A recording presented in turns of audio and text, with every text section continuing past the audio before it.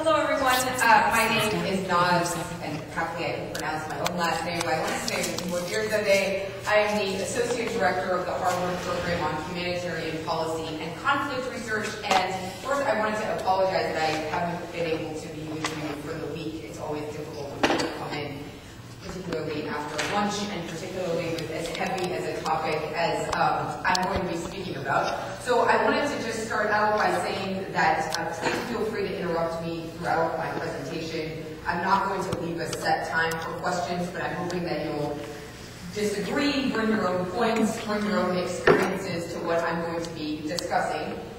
I'm going to try to keep to the following agenda. We'll see if it works. I'll start out very briefly, talking about international law in general.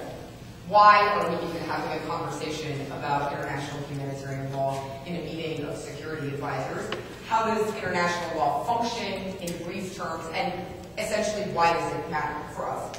I'll then get into some of the details of international humanitarian law, the law of armed conflict. I understand there are a number of you have military backgrounds, so for you, if nothing else, this may be interesting in as much as it is different or similar to your training on this subject in the armed forces. And then I'll go into two specific examples where I think international humanitarian law is of particular relevance to your work.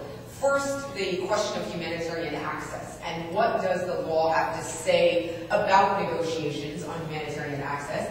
And secondly, the issue of private military and security contractors. I think most of you working in areas of armed conflict interact with private security contractors or even have to deal with private security contractors insofar as they work for the United Nations. It is a very complex issue in legal terms, and I think one where we tend to hear a lot of comments about they're illegal or they're mercenaries or they're committing war crimes, and so I'll just speak briefly to some of the critical issues in IHL regarding private security contractors. But as I said, feel free to jump in at any time, and we'll definitely try to leave as much time as possible for discussion and questions.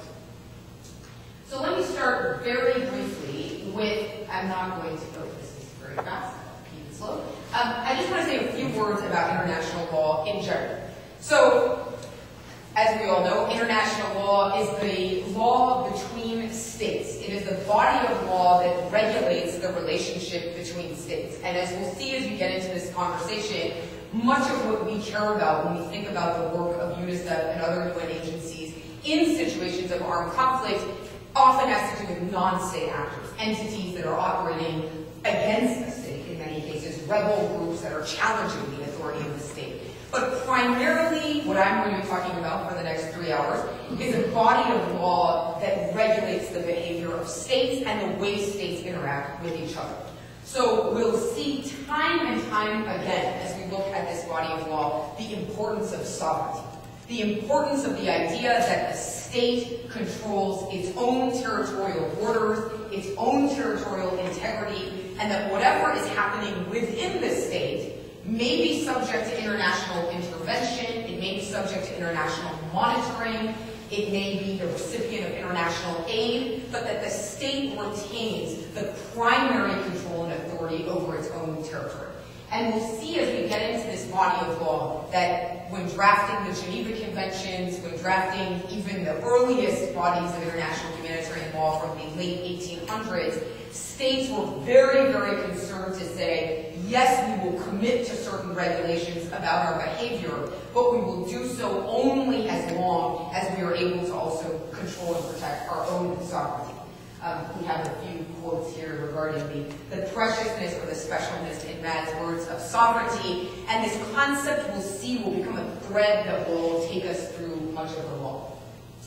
As you all know, and we're going to come back to this again because we often hear this as a challenge to humanitarian assistance, one of the core principles of the United Nations Charter and the basis on which states interact with one another when speaking of international law is non-intervention. The principle that no state can intervene in the affairs of another state, barring very special circumstances being satisfied. So in many contexts where UN agencies are active today, we may have a Chapter 7 resolution that says that the international community can have a particular role in the state. We may have an invasion situation where an armed conflict has occurred and another state has purposefully decided to invade the sovereignty of another. But we will see that this notion of non-intervention, the territorial integrity of the state, is going to be critical, particularly in situations where states argue that humanitarian assistance and the work of United Nations agencies is a form of intervention into their personal affairs, into the affairs of the state. We saw a lot of arguments on these grounds in Sudan, when Sudan ejected a number of non-governmental organizations and agencies from working in Darfur. One of the arguments was they've gone beyond the humanitarian principles that Mads was talking about. They've gone beyond the basic assistance they said they would offer. Now they're interfering into the affairs of Sudan. We don't have to tolerate that. We will kick the agencies and NGOs out. And there was very little that international law had to say about that decision. There's very little in international law that says that a state must accept international assistance or international intervention. So we'll see this principle, again, kind of becoming a thread that we'll see picked up in the various languages of the law that we'll see coming up. So I'm going to skip all these things and we're going to go to this.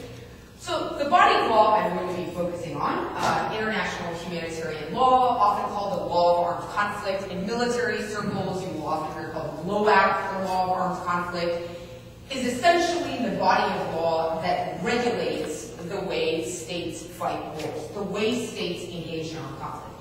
And I just wanted to pause before I get into this in any greater detail to say that I think you've been hit probably with a lot of doctrines this week, doctrines on protocol, doctrines on how to use satellite technology, UN-specific, UNICEF-specific. So I am going to be talking about a doctrine, of course, and I am going to be talking about a body of law. But I wanted to perhaps de-dramatize that by saying that I think this is, at its core, a set of norms that a community has agreed to follow. Like any other set of norms, international law specific to armed conflict is a set of norms mostly drafted by and enforced by military, armed forces of states, that at least purportedly represents a universal agreement on the very basic principles that states must follow, even in the most tragic and horrifying of circumstances, warfare.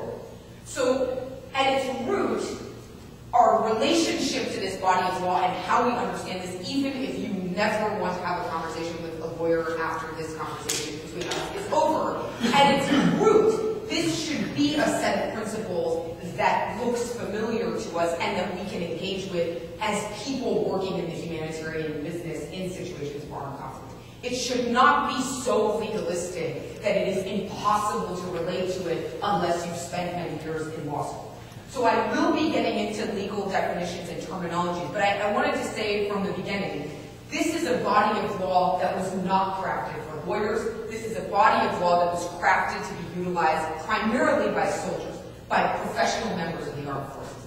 And we'll see as we go through it, and please challenge me if you don't see it, that there's a common sense basis to much of this law that may be particularly useful to those of you that want to use this body of law as a way to negotiate or as a way to convince armed actors and parties to armed conflict that they should engage in a way that protects civilians. So hopefully, at the end of it, we'll recognize many elements that look like a set of norms that in some ways connect very much to our common sense understanding of the types of regulations that should affect states when they are engaging in armed conflict. So let me get into the body of law. I'll just say one word about this. Sorry, my slides are so fancy that I cannot control them. I will not speak any more about sources of international law other than to say the following.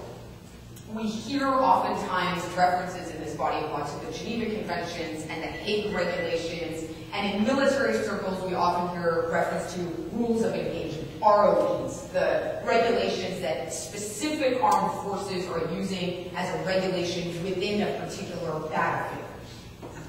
All of this relates back to the core sources of international law, and I reference it only to say that we should be thinking of this as if you hear